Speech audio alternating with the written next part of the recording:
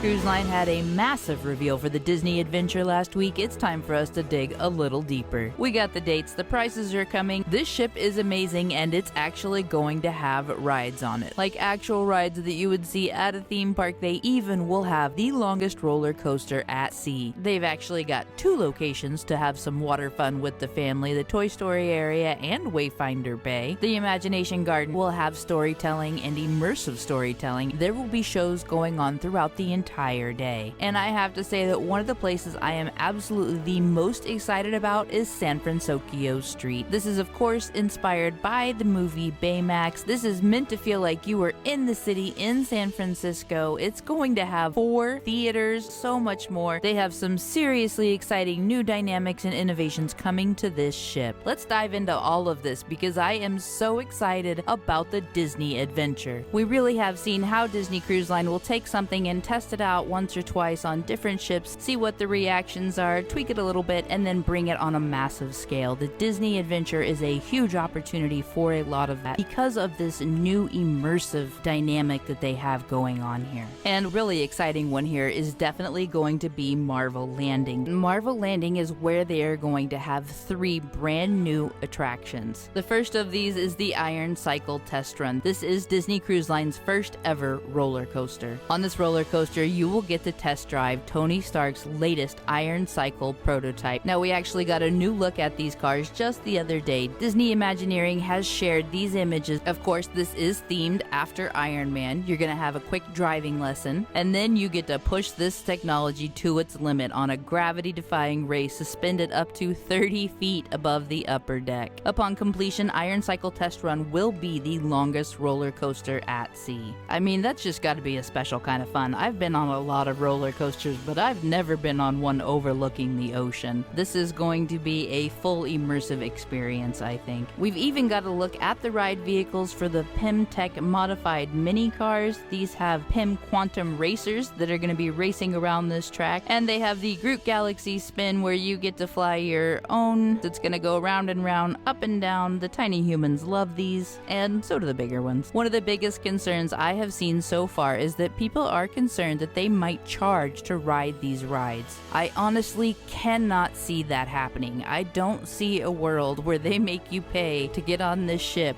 that's a destination at sea, and then to actually enjoy the ship, you have to pay for everything. That just doesn't make sense to me. I think at the very least, there's going to be one ride on everything, included with the cost of the cruise. That being said, the worst case scenario I can see is something like magic bands implemented on the ship. I definitely think they will be free, especially at least for a first access. I think though, if you want to ride it over and over again, there could potentially be a magic band situation for that, where you pay a little bit of money so that you can go over and over. And I am really excited to see how they could bring this technology back to our new ships. One of my favorite things about the Disney Adventure that I am hoping they will pull over is how these areas are really themed. It's not just the room, it's the entire area. And of course, we are used to theming with Disney Cruise Line. As a matter of fact, they have this bar that is the perfect example. This started on the Dream and Fantasy as the Skyline Lounge. It's a fairly small space, not a lot of seating, and it is centered around a screen on the back wall. And you will see that back wall rotate through different cities. You can see 7 different skylines an hour. They will have themed drinks for all the cities. They took this technology and applied it to the Disney Wish. On the Disney Wish, this is the Star Wars Hyperspace Lounge. Now, we're not going to get into popularity here, that's a different conversation, but this space is really well utilized for that type of theming. In the Hyperspace Lounge, they are using that back wall so that you can go through different worlds. On the next 2 ships, the Disney Treasure and Disney Destiny, they will use this same space to be the Haunted Mansion parlor. In my opinion, this is the most exciting version for this space. I think this is by far, of the 3 concepts, the best one that they've done. I think it's a great venue for this theming. The big point here is that once you walk out that door, you are back in Disney Cruise Line area. Now, okay, the Haunted Mansion has a tiny little bit of theming right there at the door, but take a few steps over, you're back into the Disney Cruise general areas. You're gonna have Disney Cruise carpet. You're not in the Haunted Mansion. You're not in a world in Star Wars. You're back on the Disney The Disney Adventure really looks like it will take this to the next level, probably the next few levels, because these areas are so immersive and so themed out. For example, San Francisco Street. Obviously, they have tested this a little bit with San Francisco Square in the California Adventure at Disneyland. And that's a theme park. It is a really nice immersive area, but I honestly think that the ship, the Disney Adventure area, is going to be even better. This whole area is just completely immersive. While you are in this area, you are in San Francisco. It's kind of a mashup of San Francisco and Tokyo, and it's really meant to have the energy and the atmosphere of a vibrant street market. One of the biggest draws here is definitely going to be the Big Hero Arcade. This takes family gaming into a whole new level. This is a dynamic family gaming lounge. It will offer a series of Big Hero 6 themed video games and high-tech experiences. And the really fun part is that you are literally in those games. They've got 4 two-person experiences inspired by classic and contemporary arcade games. You'll get to try out Fred's super jumping, fire-breathing battle suit. You get to go to Gogo Tamago's workstation, where she's got the speedster personal training simulator, blowing stuff up in Honey Lemon's chemistry lab, and you will also get to try out Wasabi's laser-induced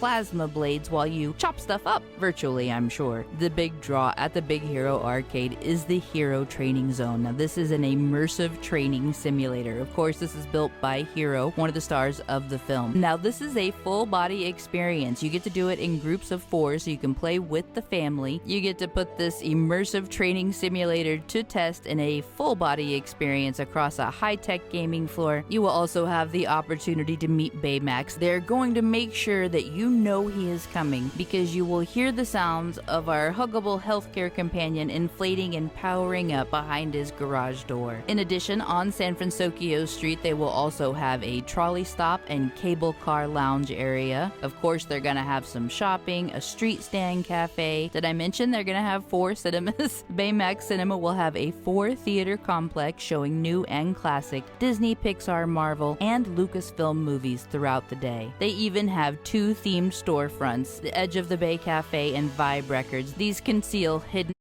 Every part of this area is immersive. Smells, sounds, shopping, games, movies, and even hopping from there straight to the teen and tween lounges. It is such an immersive experience. It even seems more immersive to me than the theme parks, because you're not going to see backgrounds of other areas either, because this is on a ship, it's contained. You are going to be in that space, in that environment, until you leave it. And then there's 6 more. Now, they've done this a little bit with Toy Story Place as well. Toy Story Place is a whimsical water playland. This is another upper deck play location. They've got water slides, they've got some splash play areas, they've got pools and hot tubs, a ton of lounge chairs up here. They've also got these Woody and Jesse's Wild Slides. These are water rides for guests of all ages, and for those that want some more water immersion and family fun, they are also going to have Wayfinder Bay. This area in particular is one that I am hoping they will bring back. It's an open air oasis on the back of the ship. It's got a wading pool, there's tiered seating, they've got a bar, they've even got a brand new stage area here. This is going to have live shows, interactive events, and a brand new show, Moana Call of the Sea. I think this is a great way to test out some new water dynamics on the ships and perhaps bring those back, because let's be honest, the pools on the Disney Cruise Line ship could use a little work. The Imagination Garden is a central themed area on the Disney Adventure. This is a brand new dynamic. This open air garden features landscapes inspired by Disney stories and has a 3-deck tall storybook castle art piece and a state-of-the-art theatrical stage. This even includes a big staircase with amphitheater style seating. There's a courtyard bar. Of course, Sorcerer's Apprentice Mickey Topiary is really cool. They have staterooms with verandas with this garden view. And I'll be honest, I really love the ocean view verandas, but I think this is a great option as well. What they're really wanting to encourage here is dreaming big.